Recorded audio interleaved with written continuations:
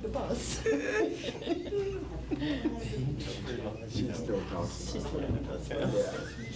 She's still We talking. co-taught together. Yeah. It's hilarious. She's a, that's terrible. but very funny. And if you know her, just All fits. All fits. Yeah, She of course. Didn't she work with you?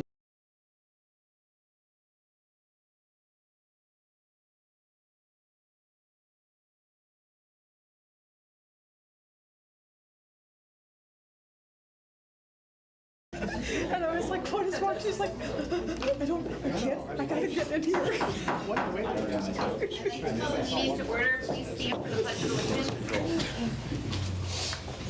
I pledge allegiance to the flag of the United States of America and to the republic for which it stands, one nation, under God, indivisible, with liberty and justice for all.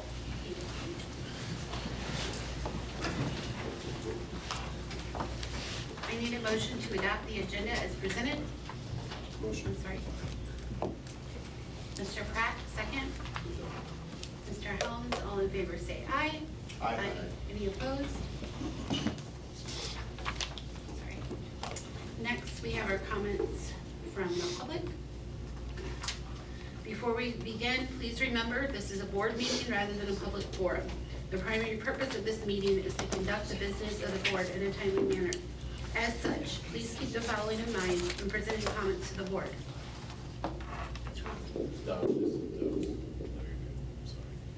Individual remarks will be limited to 3 minutes and to 1 appearance per person. Also, the board president may limit comments of a repetitive nature on the same topic.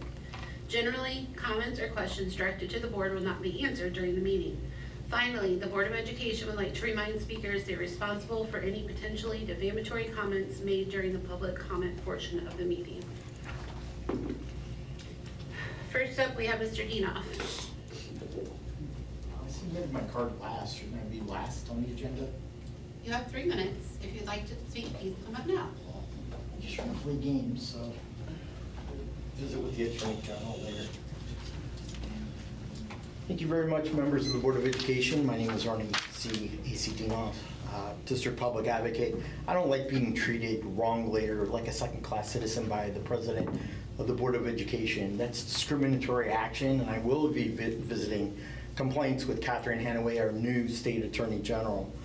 We do not need a liberal dictator, drama power queen as President of our Board of Education. She will not be tolerated with her antics and the way that she treats the public and doesn't allow people to speak an open mind with the use of the First Amendment rights under our state constitution and our federal constitution. Mrs. Powers will be charged with violations of numerous closed action meetings under Chapter 610.021 of the Revised State Statutes of Missouri. The meeting sunshine law and transparency issues that she is keeping non-disclosed from the public. Closed sessions must comply with our state law. And as I said, I'll be working with Catherine Hanaway on resolving some of these issues. If not, we'll be seeing each other in county circuit court and have a judge decide what's right and what's wrong. Closed session, secrets from public disclosure and transparency is only for legitimate and good causes shown. I'm also opposed to the unruly challenge of SB 3, which was passed in the General Assembly, the special session, back in June. In my opinion, this is wasting taxpayer dollars with the law firm who's awful. I beat them in court in the past, and I believe that law firm of doesn't do a good justice for our taxpayers. And the law firm wants a blank check, a green light from Henry St. Pierre, kind of like just a carte blanche without any ways of recouping the money, et cetera, et cetera. And I have to point out to the public, the board just gave Mr. St. Pierre a contract, and I believe it was, is it $600 or is it $900 car allowance to drive back and forth from Ellsbury up in Lincoln County, about a half a mile from the Pike County line, all the way to St. Charles County. So I just think that that's ironic that we're spending taxpayer money wasting taxpayer money. And if this lawsuit is filed, I will be joining the lawsuit as an intervener, and I will see or try and attempt to get this lawsuit dismissed. A lot of other school districts that I've been talking to, which the law firm of Tooth, Cooper, they've got a big long name, they've been trying to be money hungry and have their hands out. They've been turned down by a lot of districts, including the Francis Howell School District and other school districts. On your agenda, there's a contract which I had some issues with, All right, which your is time the up. contract in Next, we have Mr. Pepper. Wright City. I'd like the board members to ask some questions. Thank you. I ask you one favor. You said what can be included on the agenda. I couldn't hear. This thing's not working worth a damn. Basically, we were just What could be saying that everybody gets 3 minutes. I'm sorry. Sorry. Basically, we're saying that everybody gets 3 minutes to speak, and that it's a business meeting, and that we don't generally respond to comments Oh, I from the know that. audience. I thought you limited onto what you can speak to. No, it's just saying that I have the opportunity that if, or another board president has the opportunity, if there's the same subject over and over again, to have one person represent that subject and present for that group. Okay, what about So- the different reasons? No, you're fine. Okay, You're fine. thank you. It sucks when you're 81 and you're going deaf. My name is Jim Pepper. I live at 41 Sanibel Court, former city councilman. Speaking on a couple of different items, rolling into one. First of all, to speak against filing any kind of a lawsuit with against SB3, because my understanding is the unknown quantity there is actually the NEA.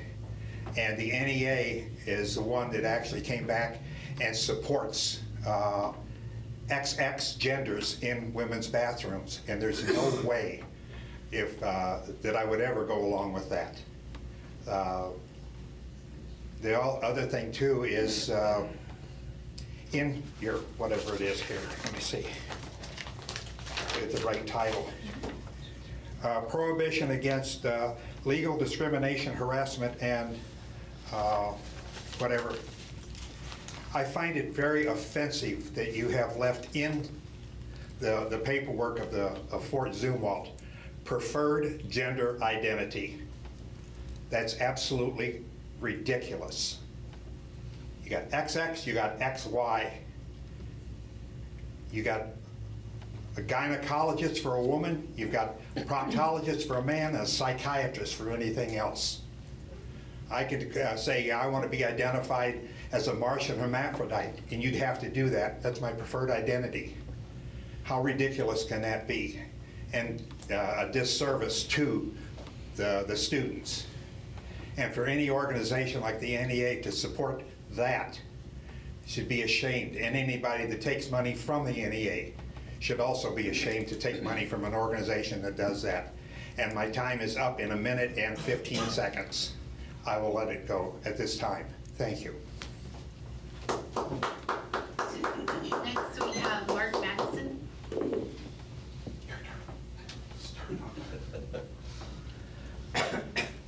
All right. Hold on 1 second, please.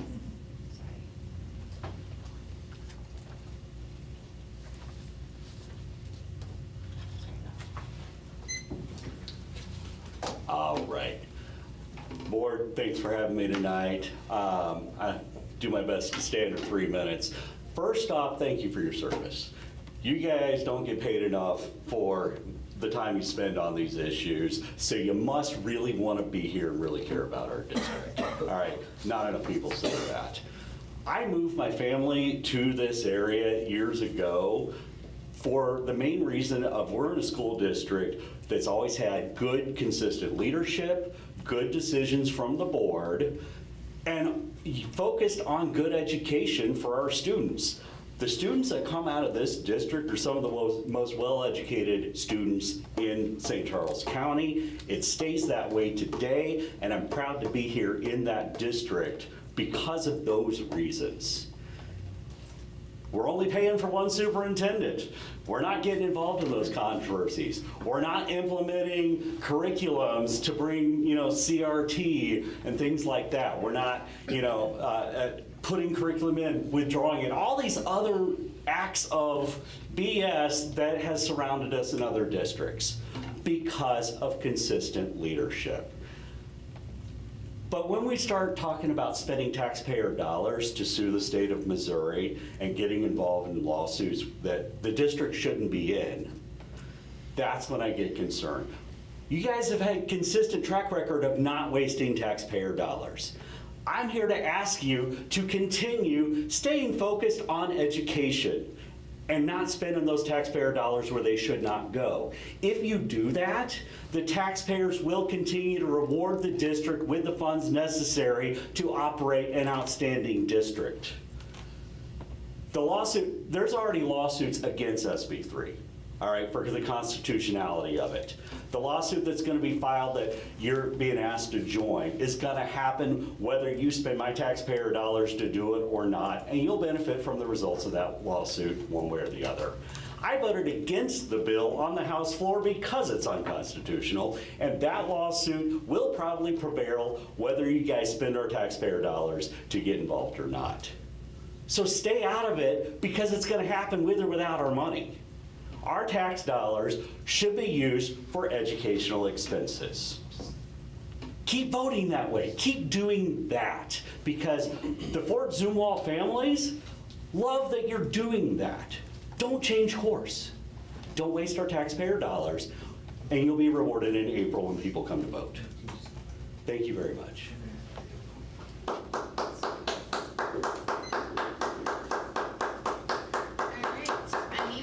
To approve the consent agenda as presented. Mr. Helms, second, please. Mr. Christopher, any discussion? All in favor say aye. Aye. Any opposed? All right. Next, we have our financial reports. All right. Good evening. Thanks for having me. You know, the report's over the month of July, and it's probably the most boring month in a school district as far as spending goes because we're not paying teachers, and that's most of our money, right? So instead, I kind of wanted to focus on some other revenue updates that I had brought up when we were discussing the budget.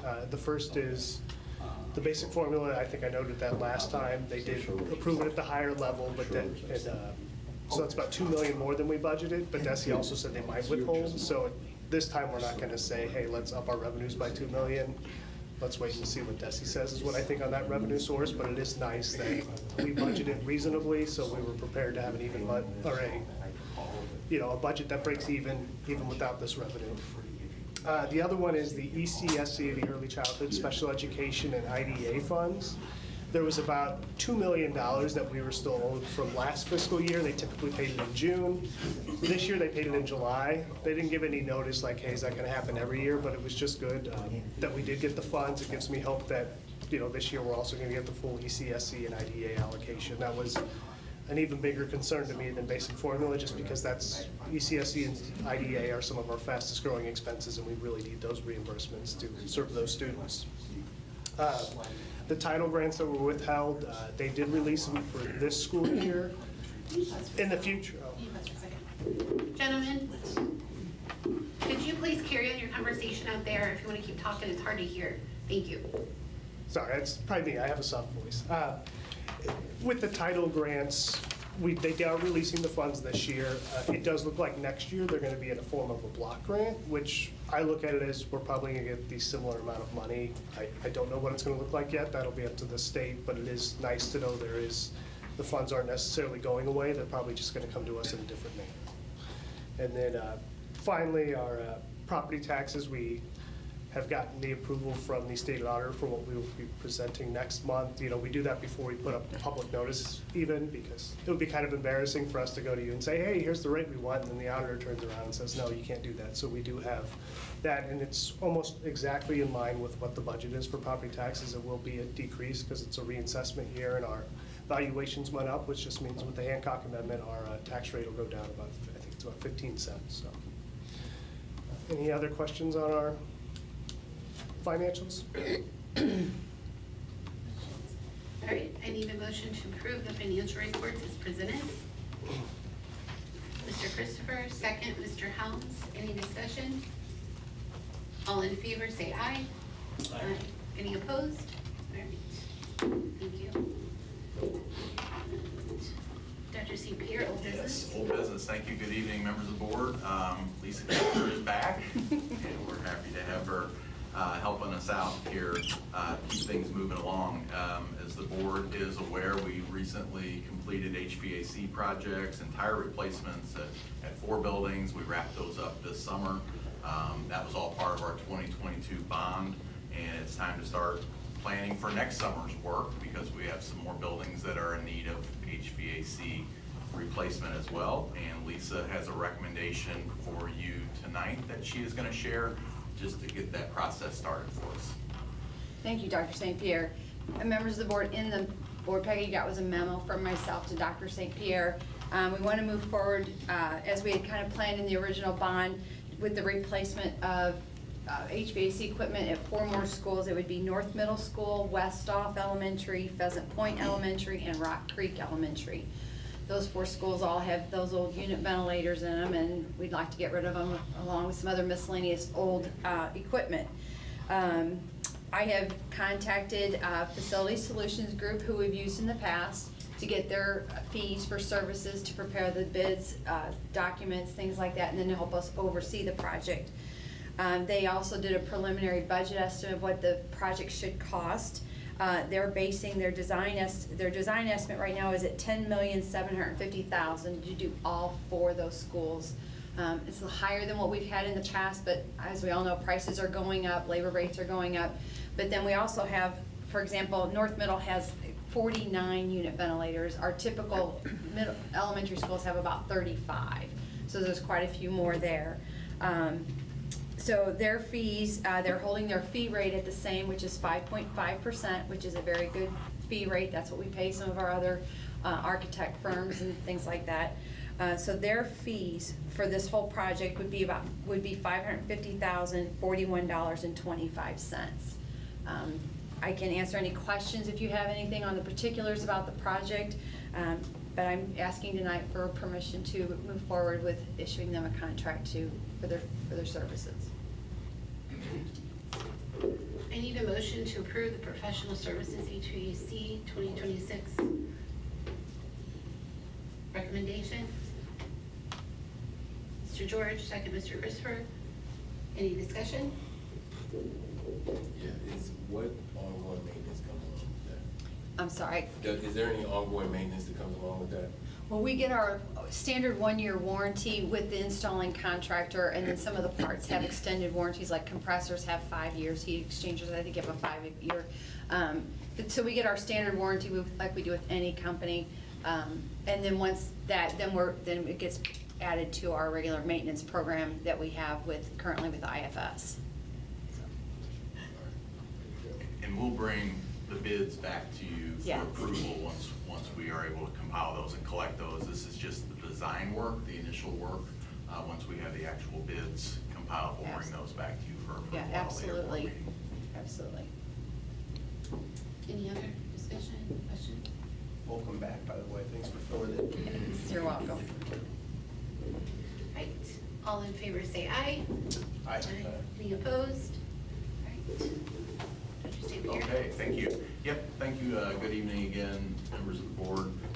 We have talked and heard a little bit about Senate Bill 3. We've talked about it at a couple of meetings prior to this one. In July, I brought a recommendation to you. The board wanted a little more time to think about that, so we're bringing that back to you now. The original memo that was presented in July is in your packet. I'm not going to go over the highlights of that because I know we've all taken lots of time since then to become very educated on this and had opportunities to get our questions answered. Brian Whittle did include an additional memo document in there that I think gives us a little more information, gives us a chart as far as historically what our projections are going to look like should this go into effect, and what this freeze credit would mean for us in the terms of millions of dollars. Also, some scenarios where there are some homeowner situations depicted with Senate Bill 3 going into effect, and then with it not going into effect, and how that might affect a homeowner's taxes. obviously, you know, as we talked about last month, this is a really difficult situation to talk about. My job as superintendent is to do what I think is best for kids, for our faculty and staff, preserve the quality of education that we have, which is a superior education that we're able to provide for our kids, for our faculty and staff. And I believe this is an opportunity for us to stand up for our kids, our faculty and staff, and to be able to continue to provide that high level of service that our school community expects. With that, I need a motion to approve the district's participation as a plaintiff or as a cost-sharing party in a lawsuit challenging the property tax provisions of SB 3 as presented. And we're motioning to go into discussion. Correct. Mr. George, second, please. Second. Mr. Helms? Now, any discussion? Yes, yes.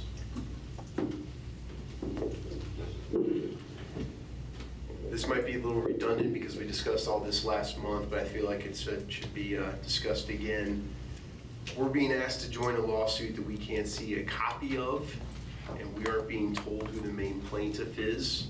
I have some issues with that. I am not an advocate of Senate Bill 3.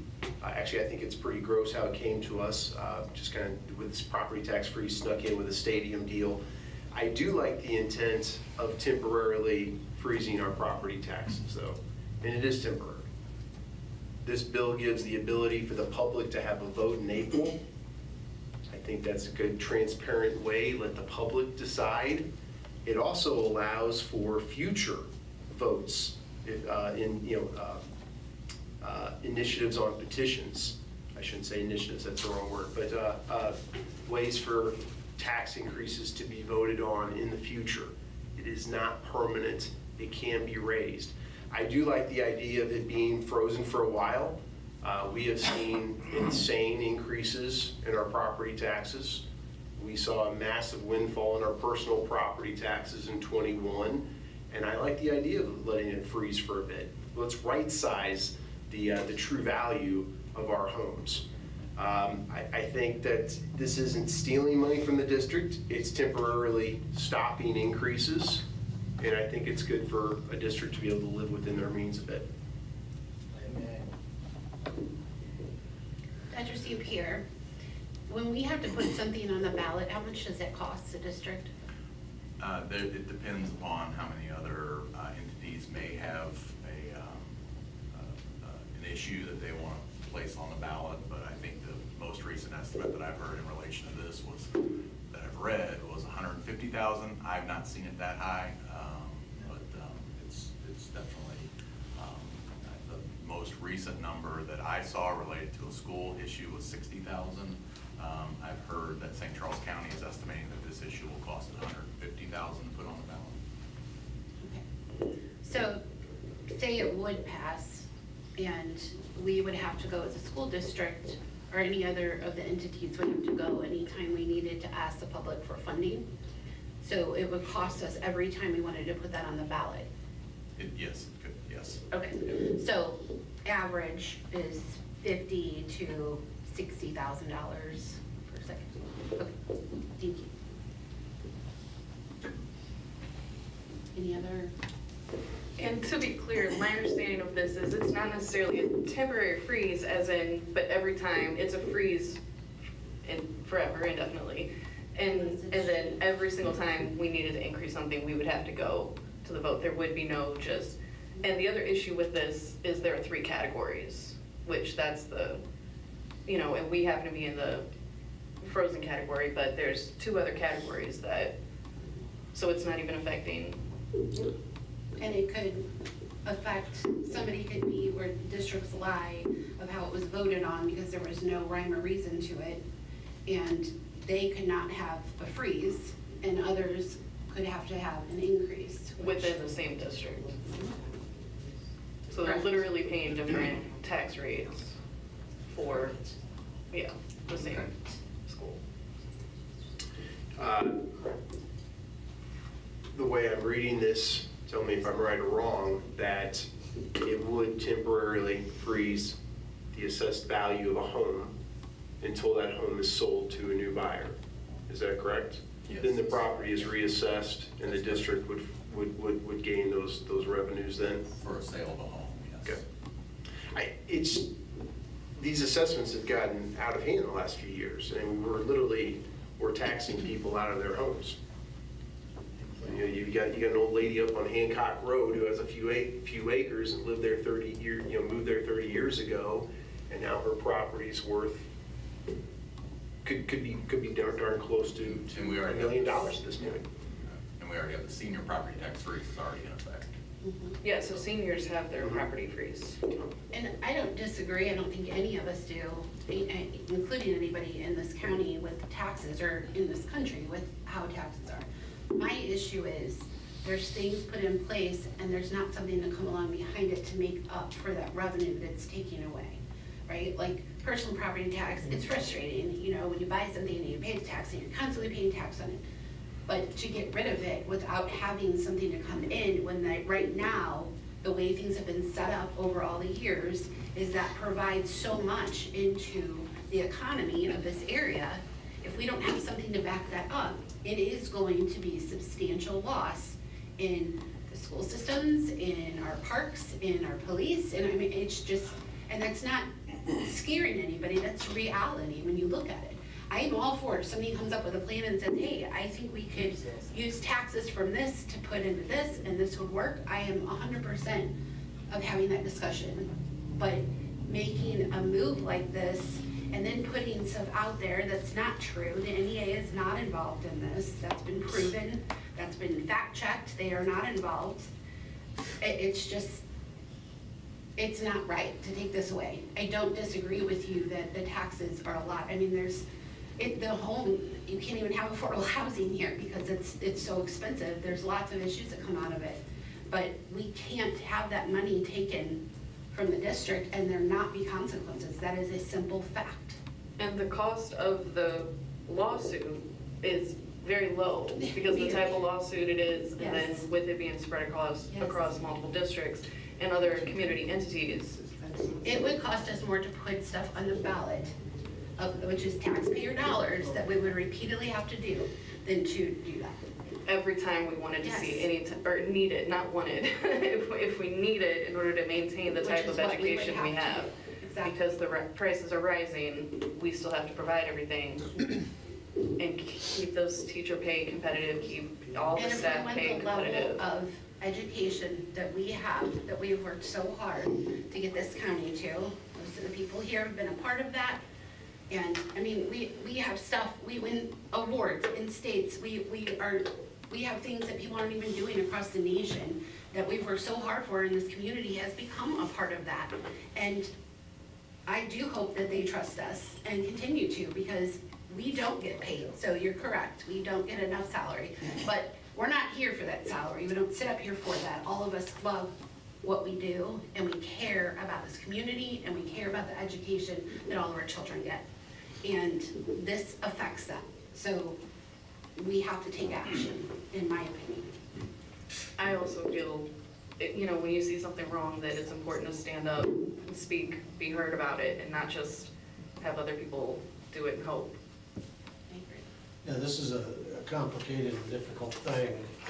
As a homeowner in the district, I don't like the property taxes going up like it's been going up crazy. But the conflict there a little bit is, as a board member, you can't think about your own property tax. And I know it hits everybody and it hurts everybody, but as a board member, I'm here for the school, the kids, and to think about the amount of dollars that we could lose is significant. And like Erica said, I think it'll damage us. We'll always make do. We always have. We always do the best we can. I think we are good stewards of the tax dollars. And I don't not believe you or believe you as far as it may pass without us. But I think it's worth the risk for us to try to have a positive impact on this by putting our name on that. And I think if that has a positive impact and allows us to not lose millions of dollars, then in my opinion, as a board education member, I think it's important for us to do that because I'm here as a board member tonight, not as a homeowner in the district. It's like I said, I got hit just as hard as anybody else on that. And it's my tax dollars as well that would go to funding this. So that's my thoughts on it. Dr. St. Pierre, are we able to remove ourselves from this lawsuit if we decided to, if by chance the NEA somehow ended up attached to it after we've already decided to move forward with it?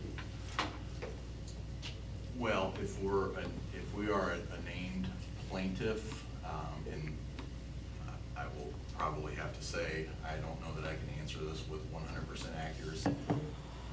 My best estimate would be that if we are a named plaintiff, once that lawsuit is filed, I don't believe we would be able to remove our name. If we were going to contribute financially, there will be a follow-up motion or a follow-up action that will come to the board. That will be some sort of a statement of agreement with Keeney that will articulate what those expenses might look like. So that might be another opportunity to revisit this for the board. I guess. Well, I definitely agree with, I'm kind of in line with Mr. Christopher here too, as a homeowner in the district.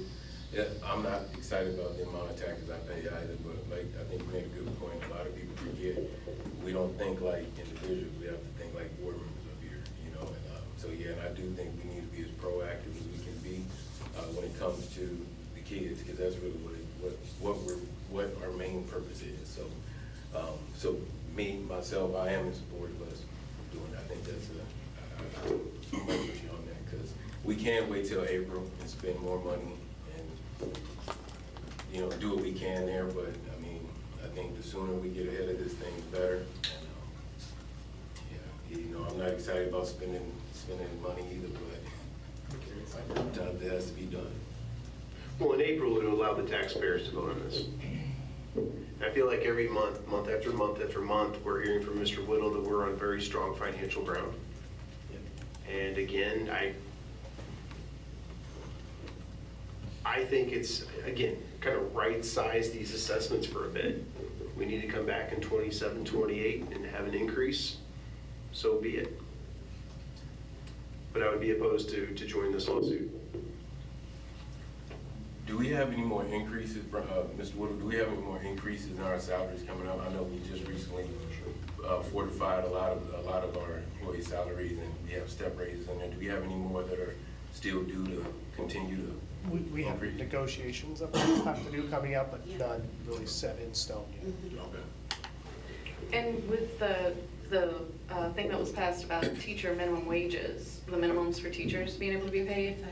No, because we're still on the north side of that, but as that continues to grow, our pay will be less competitive because other people are gonna have to get up to that rate. So we wanna keep our top Well, hopefully rate. it does, because Missouri is like the second bottom in the United States that pay Yes, teachers, so. but I just hopefully wanna it does. stay up there, and that's what I think about. So even if we're solid right now, we gotta think about tomorrow, and tomorrow's And that's tomorrow. what we've been working to do, when we set everything in place. And we have continually been losing funding coming in that has been hitting us.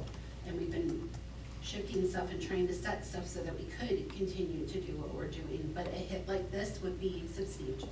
I don't wanna wait for the ship to be sinking for us to say, wait, what are we gonna do? Are there any other comments? I'm in agreement with a lot of the people. Nobody likes to pay taxes, but we sure want our kids educated, and when we pick up the phone, God forbid, and we need a first responder, we want them there. We have to have these taxes in place for the services that we desperately need, so we can't sit on our hands and hope someone else does it. If it doesn't turn out right and we sat on our hands, missed our chance. So I feel that we have to get on board with this. I was put on here to make the decisions for this entity, not for my personal, so that's where I'm at. Any other discussion? All right, all in favor say aye. We have a roll call. Yes, please. Mrs. Powers? Yes. Mr. Helms? Yes. Mr. Christopher? Yes. Mr. George? Yes. Mrs. Byrd? Yes. Mr. Pratt? No. Do we move to the second? I need a motion to retain Tooth Kinney, Cooper, Mohan, and Jackstad PC to prepare, file, and pursue such lawsuit to final judgment, including any appeals as presented. Motion. Second.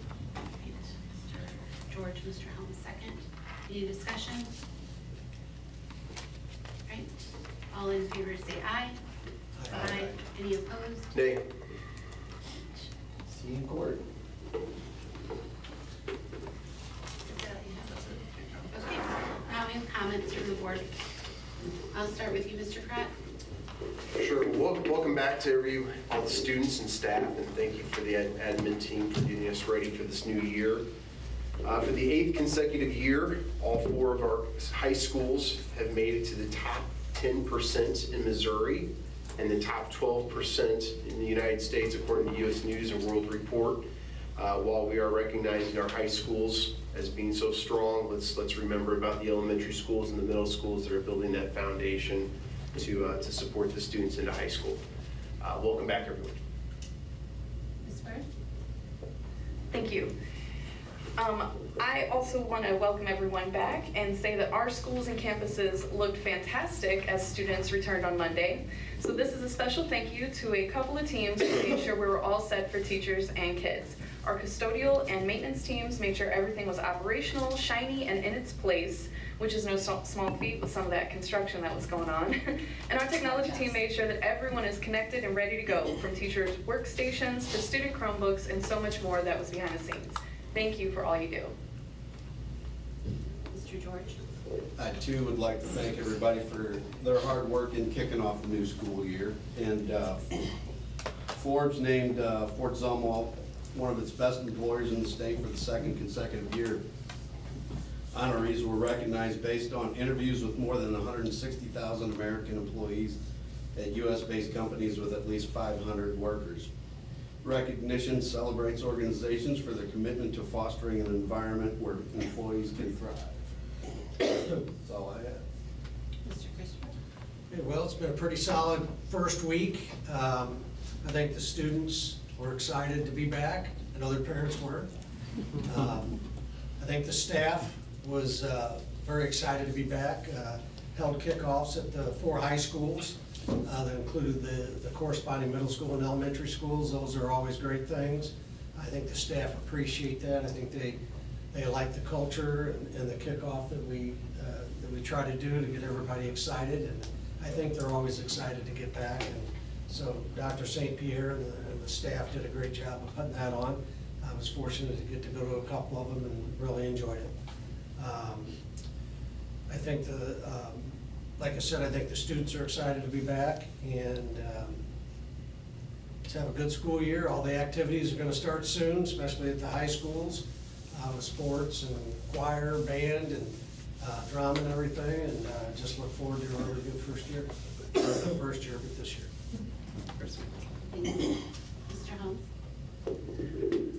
Same as everybody else, welcome back. Definitely glad to be back going, and yes, we're very glad that we have kids back in their places. So, all right. As far as that goes, we did have some welcome back pep rallies. The district hosted a welcome back pep rally in each of our 4 quadrants. Staff was celebrated with by the high school bands, the cheer and dance squads. Thank you to the class of 2025 speakers who shared their stories, and thank you to the middle school and elementary students, as well as the veterans who participated in these celebrations. The O'Fallon Chamber of Commerce and Industries and several of their member businesses welcomed teachers on Professional Development Day last week. They had hot coffee and warm smiles for teachers as they arrived at West and North High Schools. Thank you to our business community for your support of our mission to educate, empower, and equip students to excel. I also want to thank everybody who put on the pep rallies that we had last week. They were awesome. And it was the best part, seeing the students speak was very moving. When they spoke about the teachers who had an effect on them and made them see things differently, you know, and challenge them to work harder. And that's who we are, and that's what our staff does. And I'm very, very proud of all of you. It's gonna be a great year, so let's kick it off, and we are adjourned. Hold on, I gotta do something. I need a motion to adjourn. Mr. Helms, Mr. Christopher, all in favor say aye. Aye. Any opposed? All right, thank you.